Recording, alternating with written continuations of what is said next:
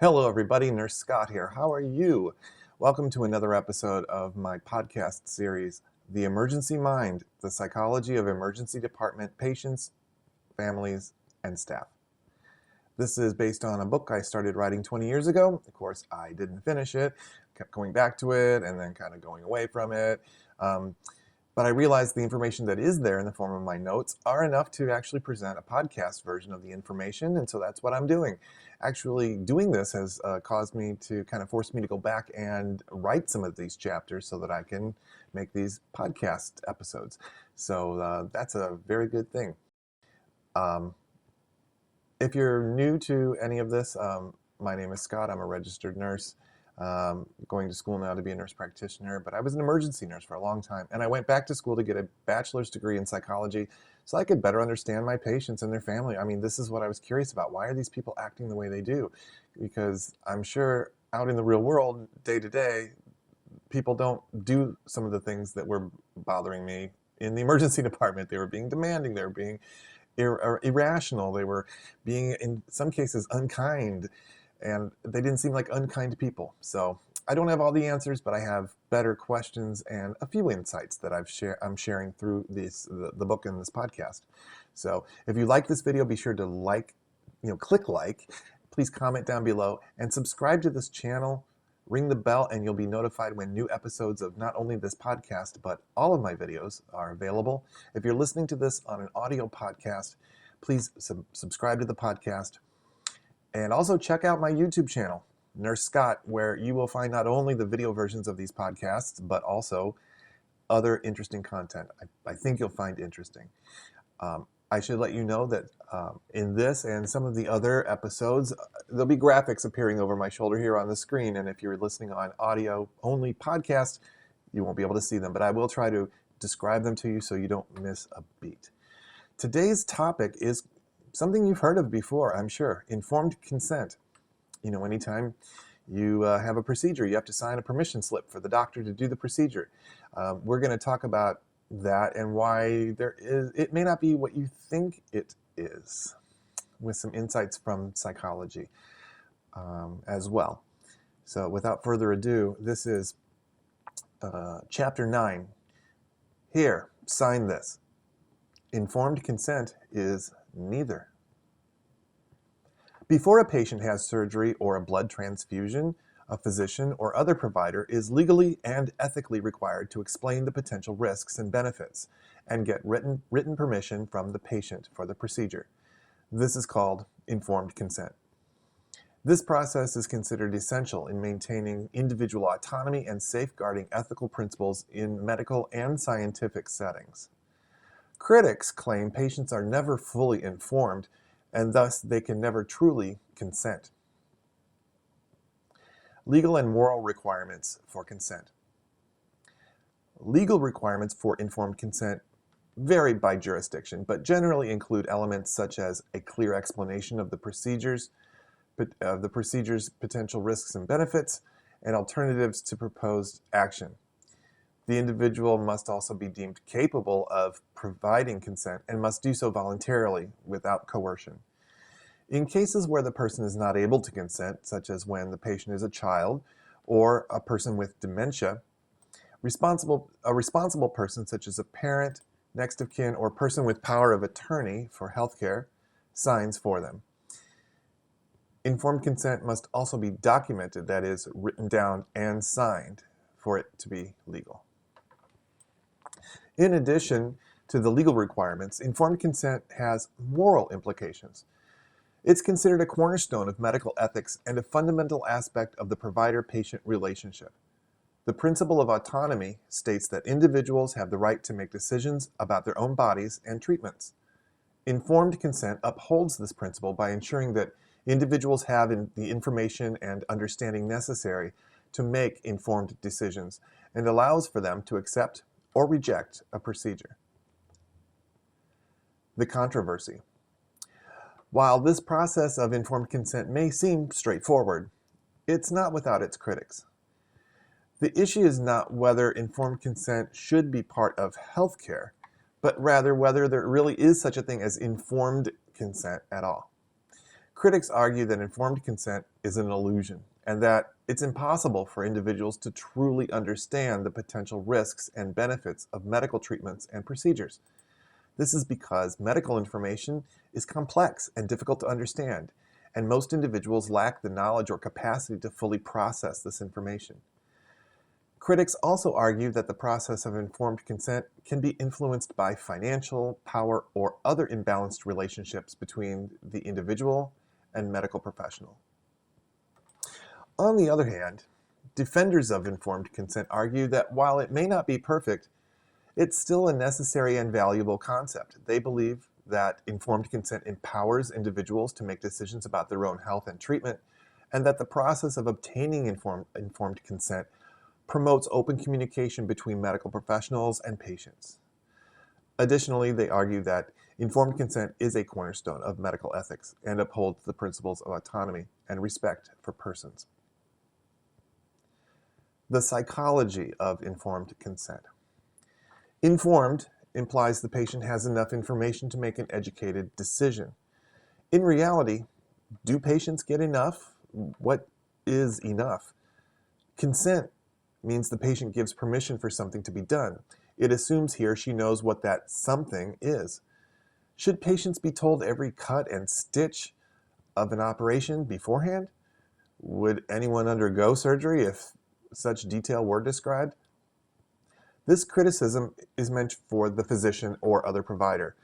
Commonly, a surgeon tells a patient he needs such and such a surgery, saying, we'll have to make an incision here and take out that. It's all very routine. You should only be in the hospital for a few days afterwards. There is always some risk of reaction to anesthesia, bleeding, infection, and death, but it's very low. If you don't have any questions, just sign the consent form the nurse will bring you. If the patient balks, the surgeon may add, I know it's always a little scary having surgery, but if we don't do this, your condition will only get worse. And if the patient hesitates further, there's always, I would recommend this operation to a member of my own family. This realistic example certainly falls short of giving the patient all the information needed to make a good decision. Not all surgeons are so careless. Many are quite conscientious, but all could do a better job of informing patients prior to surgery. Even when a surgeon does a good job of informing a patient, the whole idea of informed consent can still be called into question. The central question is, can a patient ever really understand a procedure well enough to give true consent?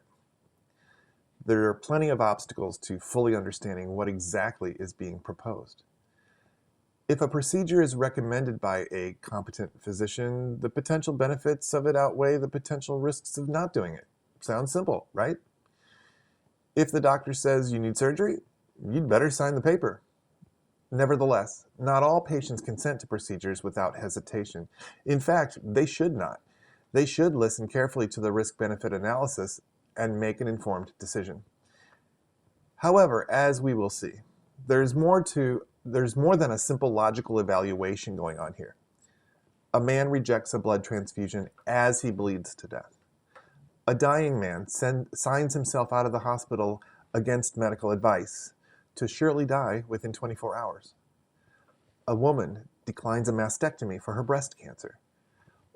What could be more important than receiving potentially life-saving treatment? Plenty.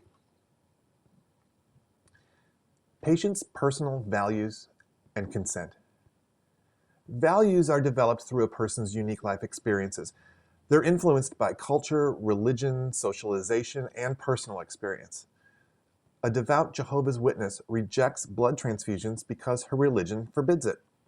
A dying man signs himself out of the hospital saying, I'm not going to die in some sterile hospital room like my father did. In each case, a personal value trumps the preservation of one's own life. We healthcare providers might assume people should be willing to sacrifice some physical deformity to save their lives, but some are not. The case of breast cancer treatment is a useful example. No one likes to lose a body part through surgery, but for most women, the idea of losing a breast is much more worrisome than, say, a foot. Many report they would feel less of a woman without a female chest. When breast cancer is diagnosed and the subject of a mastectomy is brought up, it's cause for great anxiety. There may be a choice between a lumpectomy, removal of only a small portion of the breast containing the tumor, along with radiation treatment and chemotherapy, or a radical mastectomy, removal of the entire breast and some surrounding tissue. And in either case, there may be the option of breast reconstruction. The personal values of each woman will guide her decision. One woman may opt for the less disfiguring operation and be willing to undergo radiation and chemo, although she knows she will be very nauseated and likely lose her hair during the weeks of treatment. She may plan to wear wigs when necessary and look forward to regrowing her hair afterwards. To her, all this is an acceptable price to pay to preserve her womanly figure and her self-image. Another woman may choose a more aggressive treatment. She may want to be sure as much of the cancer as possible is removed surgically. She may choose the radical mastectomy without hesitation. To her mind, breasts do not make a woman, and if losing one will save her life, so be it. These personal values are not trivial. They are one of many filters through which a person makes sense of information.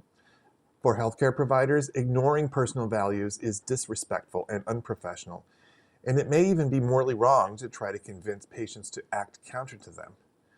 The best we can do is give our patients as much information as we can and then accept their decision to consent or not. In doing so, we must remember that people may make decisions more logically or more emotionally depending on their personality and the emotional state they find themselves in. Other personal filters. How information is presented to us influences how we understand it. Information is also colored as it passes through a personal filter designed unique to each of us. We take what we see, hear, and read and try to make sense of it. The mental picture we draw for ourselves may or may not look much like the original. The illustration shown here uses the example of an apple tree with a swing. In this case, the reconstructed image is different from the original. The basic elements are there, but are misshapen and misplaced. Those of you listening on audio podcasts, I'll describe this image to you. On the left side, there is a basic tree cartoon. It is kind of an oval-shaped top with a trunk coming out of the center. There's a swing hanging from one side that's kind of square, and some round fruit in the tree. It's a very basic kind of a sketch. Then there's an arrow moving over to the right side which passes through a filter, this filter we've been talking about. And the result on the other side is a tree which has the elements, but as I said, they're kind of not right. So the top of the tree is round and not oval. The trunk comes out of the side, kind of the side of the tree and not out of the middle. The fruit are diamond shaped and there's more of them. And there's a swing hanging off, and it's hanging off the other side of the tree, and it's a tire swing. So depending on what kind of filter, certain details may be left out or may be altered. And this goes not just for someone describing a tree with a swing to you, but as someone said, if someone says something about making an incision, maybe one person would imagine a 2-inch incision on their skin, and the other person would imagine a very large cut in their body that would be that would be visible afterwards, based on past experience. When whoever said small incision didn't say any of that, but it's added based on our previous experience. So to continue on with the text, the important question to ask here is, are those differences important to the decision-making process? The differences in the image that was described and the image that was envisioned. The fact that a person understands the swing to be a tire swing instead of a board supported by 2 ropes may not be critical to the decision that must be made. Then again, it may be. The next diagram shows the basic formula for decision making. A decision is based on a person's evaluation of the options. This depends upon his or her appraisal or perception or understanding of the situations and the options. These in turn are influenced by several factors. These factors include past experience, stress level, stage in life, young adult, parent, single, married, retired, elderly, etc., the strength of a social support system, and language ability. And there's another visual here that I'll describe to you. At the center of this is a diamond shape that says decision. And coming out of either side says option, option, and out of the bottom option. So there are many options. The square that rests on top of that diamond says appraisal, perception, and understanding. And then above that are many different things that have arrows pointing to that, the things that influence that appraisal, that perception, that understanding. These include past experience, stage in life, social support, language ability, and then also stress, and then on the way to appraisal is coping skills. So there's not only the stress, but then what coping skills affect how that stress affects appraisal, perception, and understanding. So all of these things, depending on the variables, those variables, then the decision a person makes could be different. Evaluating information. What would you do? If you were told you needed an operation, which of the following statements by the doctor would have the most influence on your decision? Number 1, this procedure has been performed for more than 10 years and has a 72% success rate in cases like yours. Number 2, my brother-in-law had this operation and he's doing great now. Number 3, I've performed this surgery many times and I've never had anyone develop serious complications from it. If you're a logical person, statement number 1 should carry the most weight. Assuming it is based on research of many patients, that is a large sample size, it gives us an idea of how successful the surgery has been and allows us to predict the probability of success in your case. It's then a matter of how comfortable you feel with those odds.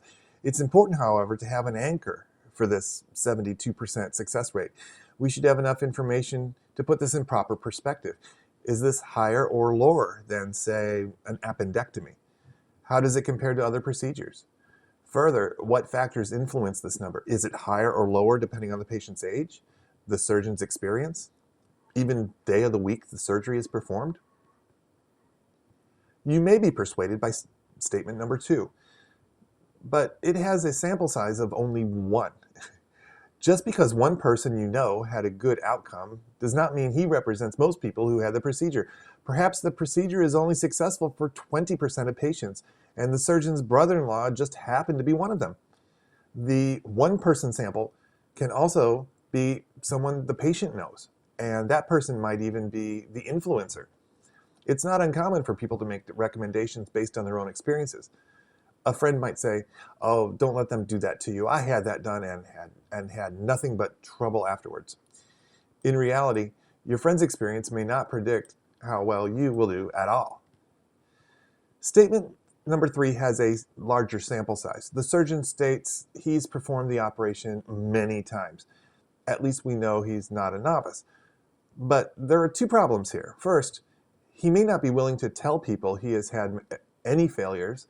And second, how does he define serious complications? This is an inexact statement at best. This information might be more valuable coming from someone other than the surgeon himself.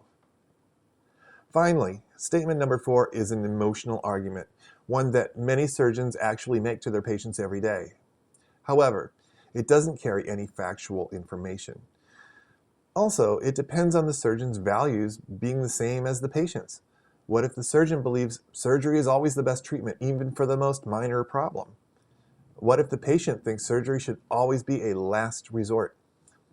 Still, it is convincing because it's such a personal thing to share. Logic, professionals, and patients. In the field of healthcare, we trust numbers. Specifically, we trust the statistics derived from carefully conducted research. It's human nature to want to predict the future. The more important the issue, the more accurate we like to be. The science of statistics allows us to state the probability of one outcome or another with a high degree of accuracy. This logical approach has led to many achievements in our field. But as we've discussed, patients are not always logical, especially in times of emotional crisis, such as during sudden illness in the emergency department.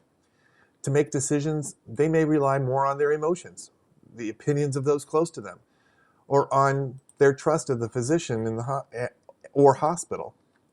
When we give patients statistical information, not only may they not be good amateur statisticians, but they might not be relying on facts and logic at all. Perhaps this is why patients can never be truly well informed. In their state, they simply are not capable of processing this type of information. Truth be told, we all rely on our gut feelings. When it comes down to it, even if we have all the factual information, we tend to make the final decision based on what, quote, feels right. Implications for clinicians. In short, clinicians must work to give the patient as clear an understanding as possible about a procedure and then respect the patient's decision to receive or reject it. In the process, clinicians must be aware of how patients think under stress, are influenced by things other than logic, and respond accordingly.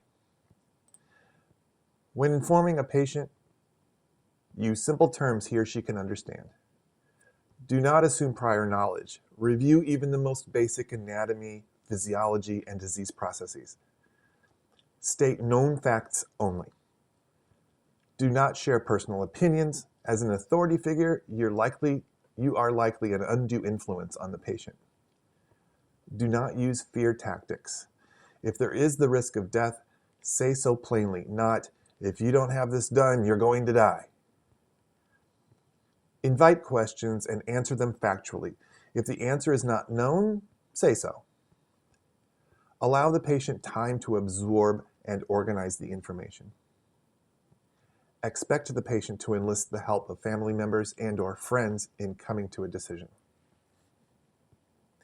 If a patient rejects a recommended procedure, do not, under any circumstances, become visibly angry, frustrated, or disappointed. Do ask about the patient's decision-making process. What concerns you most about this procedure? Have you had any experience with this or a similar procedure? Has anyone you know ever had this type of procedure? What happened? Ask for details and explain how the other person's situation might have been different from the patient's. If a patient tells you he or she would rather try another type of treatment, possibly a form of alternative medicine, offer to allow both approaches simultaneously if possible. Summarize your understanding of the patient's decision. So you understand that the risk of such and such is much greater by not having this procedure, but you're not comfortable with the small risks that are involved with it. Am I correct? Accept the patient's decision and the fact that his or her values are apparently not the same as yours. Leave the door open for a change of heart. I respect your decision. If any questions come to mind later, I'll be happy to answer them for you, and you can always change your mind. Just let us know as soon as possible if you do. Explain your plan of care now that the patient has rejected the procedure. Regardless of how we feel about informed consent, we must continue to do our best to help patients understand the choices we offer them, and then support those choices whether or not we would have made the same ones.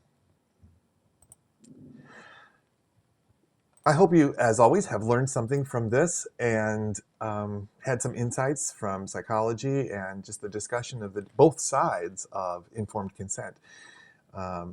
Please leave a comment below. Let me know what you think. Like the video if you liked it. Subscribe to the channel. YouTube audio podcast listeners, subscribe to that podcast. And come on over to YouTube and check out my videos. Thanks for spending this time with me, and I will see you next time.